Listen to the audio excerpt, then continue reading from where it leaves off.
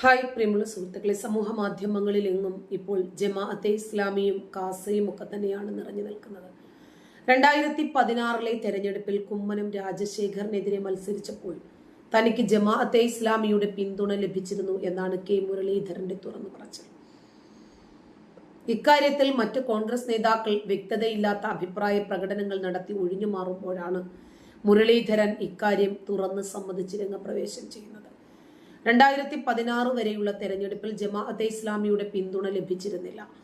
എന്നാൽ 2016 ലഭിച്ചു. കാരണം വട്ടിയൂർക്കാവിൽ താൻ സ്ഥാനാർത്ഥിയായപ്പോൾ കുമ്മനം രാജശേഖരനായിരുന്നു എതിർ സ്ഥാനാർത്ഥി. 2019 മുതൽ ദേശീയ അടിസ്ഥാനത്തിലാണ് പിന്തുണ ലഭിക്കുന്നത്.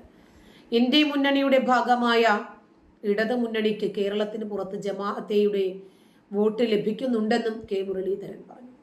തീവ്രവാദ ശക്തികളുടെ വോട്ട് വാങ്ങി തെരഞ്ഞെടുപ്പിനെ നേരിടുന്നു എന്ന ആരോപണം LDFനും UDFനും എതിരെ നേരത്തെ തന്നെ ഉയർന്നു വന്നിട്ടുണ്ട്. അന്നെല്ലാം വ്യക്തത വരാത്ത മറുപടിയുമായി ഒഴിഞ്ഞു മാറുകയായിരുന്നു രണ്ടു മുന്നണികളും. ആരുടെയും വോട്ട് വേണ്ട എന്ന് പറയാൻ കഴിയില്ല എന്ന അഴകുഴമ്പൻ നിലപാടായിരുന്നു നേതാക്കൾ സ്വീകരിച്ചിരുന്നത്. എന്നാൽ ഇക്കൂട്ടരെ വെട്ടിലാക്കുന്നതാണ് കെ മുരളീധരന്റെ പ്രതികരണം. കോൺഗ്രസിനെ പിന്തുണയ്ക്കുക എന്നത് വെൽഫെയർ പാർട്ടിയുടെ ദേശീയ നയമാണ് എന്നാണ് മുരളീധരൻ പറയുന്നത്. 2019 മുതൽ വെൽഫെയർ പാർട്ടിയുടെ പിന്തുണ ദേശീയ അടിസ്ഥാനത്തിൽ കോൺഗ്രസിന് ലഭിക്കുന്നുണ്ട് എന്ന് അദ്ദേഹം വ്യക്തമാക്കി.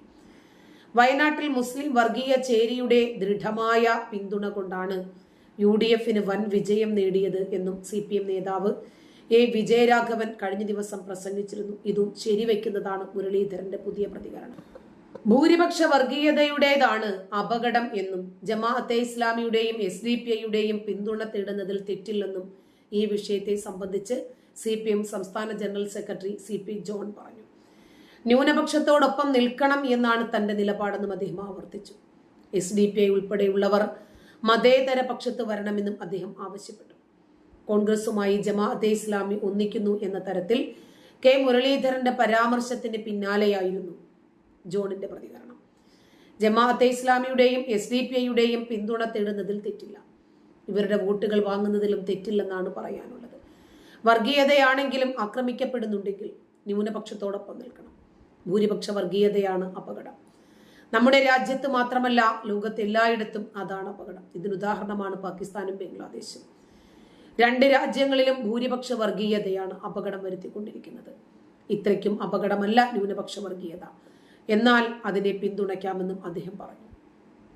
ന്യൂനപക്ഷ മത തീവ്രവാദത്തിലേക്ക് പോകരുത്. SDPI ഉൾപ്പെടെയുള്ള പാർട്ടികൾ മതേതര പക്ഷത്തേക്ക് വരണം. അടുത്ത തെരഞ്ഞെടുപ്പിൽ വിജയിക്കാം എന്നാണ് UDF കരുതുന്നത്. പണിയെടുത്താലേ ജയിക്കുള്ളൂ. ഇത് കോൺഗ്രസിന് ഓർമ്മ വേണം എന്നും CP ജോൺ കൂട്ടിച്ചേർത്തു. BJPക്ക് ശക്തിയുള്ള സ്ഥലങ്ങളിൽ UDFന് ക്ഷീണം സംഭവിച്ചിട്ടുണ്ടെന്നും ചേലക്കരയിൽ CPM ജയിച്ചത് BJP 30,000-ൽ പരം വോട്ടുകൾ പിടിച്ചതുകൊണ്ടാണെന്നും CP ജോൺ ആവർത്തിച്ചു പറഞ്ഞു.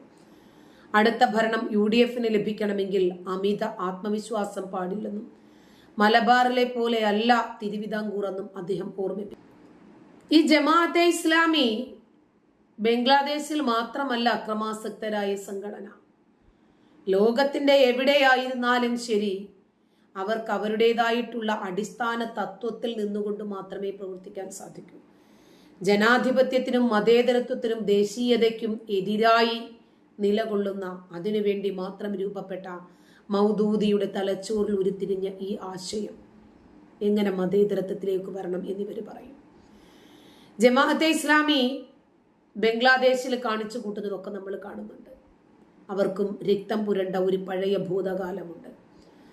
ഒരുപക്ഷെ ദക്ഷിണ ഏഷ്യയിലെ ജമാഅത്തിന്റെ ഏറ്റവും അക്രമാസക്തമായ ബ്രാഞ്ച് ബംഗ്ലാദേശി ജമാഅത്തെ ഇസ്ലാമി ആയിരിക്കും. വിമോചന യുദ്ധകാലത്ത് കൊലയാളികളായ പാകിസ്ഥാൻ സൈന്യത്തിനൊപ്പം നിന്ന ജമാഅത്തെ ഇസ്ലാമി ലക്ഷക്കണക്കിന് ആളുകളുടെ കൊലപാതകത്തിന് കൂട്ടുനിന്നു. വലിയ രൂപത്തിൽ ഒരു വംശഹത്യക്കായിരുന്നു അന്ന് ജമാഅത്തെ ഇസ്ലാമി നേതൃത്വം കൊടുത്തത്. അവരുടെ കൈകളിലെ ചോര അത്ര പെട്ടെന്നൊന്നും അവർക്ക് കഴുകിക്കളയാൻ പറ്റില്ല. BNP അങ്ങേയറ്റം അക്രമാസക്തവും പിന്തിരിപ്പൻ സ്വഭാവമുള്ളതുമായ ഒരു സംഘടനയാണ്. BNP അധികാരത്തിലിരിക്കുന്ന വർഷത്തിൽ വാസ്തവത്തിൽ സൈനിക സ്വേച്ഛാധിപത്യത്തെക്കാൾ അക്രമാസക്തമായിരുന്നു. ഹസീന എന്ത് ചെയ്യുന്നു എന്നതല്ല ഇവിടുത്തെ വിഷയം. അവർക്ക് ഇന്ത്യ അഭയം കൊടുത്തോ ഇല്ലേ, അവർ ജയിലിലായോ വിചാരണ നേരിട്ടോ ബംഗ്ലാദേശിന് വിട്ടുകൊടുത്തോ ഇന്ത്യയിൽ തന്നെ അവർ നിൽക്കുന്നോ, ഇതൊന്നുമല്ല ഇവിടുത്തെ വിഷയം.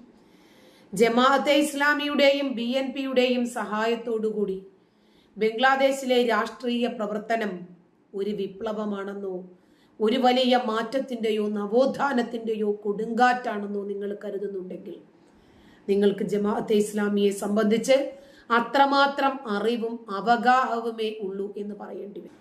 ഇത് പറയാൻ കാരണമുണ്ട്. മുഗൾ ചക്രവർത്തിയായ ഔറംഗസീബിന്റെ ശരീഅത്തിൽ അധിഷ്ഠിതമായ ഭരണത്തില് വ്യാപകമായി സ്വാധീനം ചെലുത്തിയ മുസ്ലിം ദൈവശാസ്ത്രജ്ഞൻ, അങ്ങനെയാണ് ഇവർ പറയുന്നത് അദ്ദേഹത്തെ, സാമൂഹിക രാഷ്ട്രീയ തത്വചിന്തകൻ, ഇതൊക്കെയായിരുന്ന മൗദൂദി 1941 ബ്രിട്ടീഷ് ഇന്ത്യയിലെ ലാഹോറിൽ ജമാഅത്തെ ഇസ്ലാമി സ്ഥാപിച്ചു.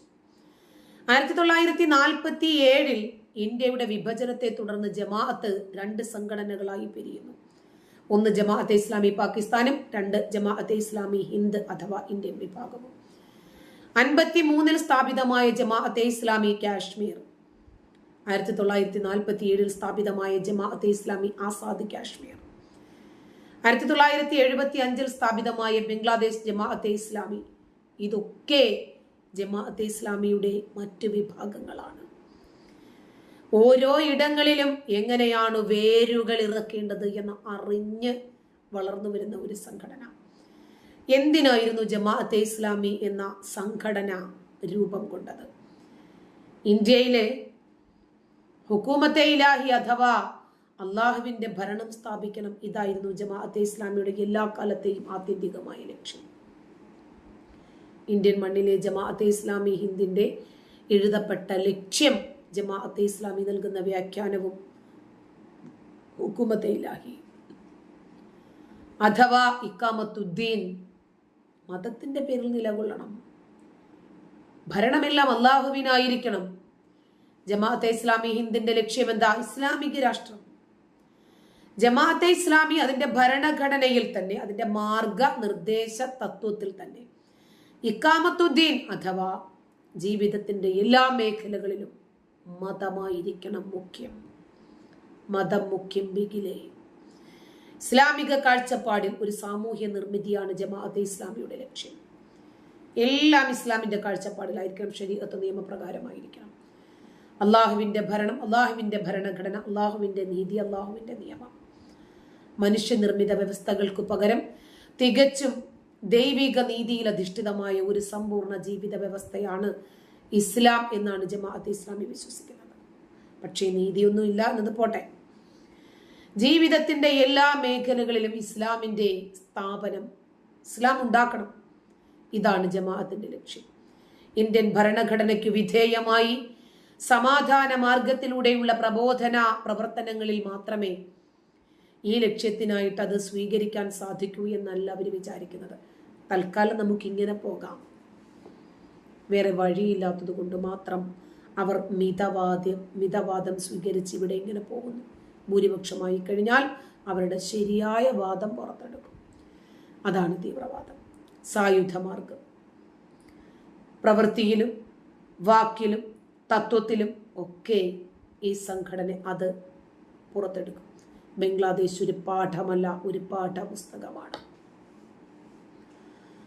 പൊതുസമൂഹം അഭിമുഖീകരിക്കുന്ന സകലമാന പ്രശ്നങ്ങളിലും ഇവരിതിനെയൊക്കെ കടത്തിക്കൊണ്ടുവരും മതം. ജമാഅത്തെ ഇസ്ലാമിയുടെ സ്ഥാപകൻ നൽകുന്ന അപകടകരമായ വ്യാഖ്യാനവും അത് തന്നെയാണ്. ദീനിന് മൗദൂദി വ്യക്തമാക്കുന്ന നിർവചനം എന്താണ്? ജിഹാദിന്റെ പ്രാധാന്യത്തെപ്പറ്റി മൗദൂദി പറയുന്നുണ്ട്. അതായത് ഈ ദീന് സത്യമാണ് എന്ന് നിങ്ങൾ കരുതുന്നെങ്കിൽ സർവശക്തിയും ഉപയോഗിച്ച് അതിനെ ഭൂമുഖത്ത് സ്ഥാപിക്കണം. അല്ലാത്ത പക്ഷം അതേ പരിശ്രമത്തിൽ ജീവൻ ബലി അർപ്പിക്കണം. അല്ലാതെ നിങ്ങൾക്ക് വേറൊരു വഴിയില്ല. കുത്തുബാത്ത് എന്ന് പറയുന്ന അദ്ദേഹത്തിന്റെ മൗദൂദിയുടെ പുസ്തകത്തിന്റെ 404 പേജാണിത്. ദൈവേതര ശക്തി, അതായത് അനിസ്ലാമിക ഭരണം, ജനാധിപത്യമൊക്കെ ഉണ്ടല്ലോ, ഭൂമിയിൽ നിന്നും നിഷ്കാസനം ചെയ്യണം. അവിടെ ഹുക്കൂമത്തെ ഇലാഹി അല്ലെങ്കിൽ ഇഖാമത്തുദ്ദീൻ സ്ഥാപിക്കുന്നത് വരെ വിശ്രമിക്കരുത് എന്നാണ് മൗദൂദി ആഹ്വാനം ചെയ്യുന്നത്. ഇവരെ കൂട്ടുപിടിച്ച് കോൺഗ്രസ് എന്താണ് ചെയ്യുന്നത് എന്ന് ആലോചിച്ചാൽ നിങ്ങൾക്ക് മനസ്സിലാകും ഇടതന്റെയും വലതന്റെയും മതേതരത്വം എന്താണെന്നും എങ്ങനെയാണെന്നും. നന്ദി.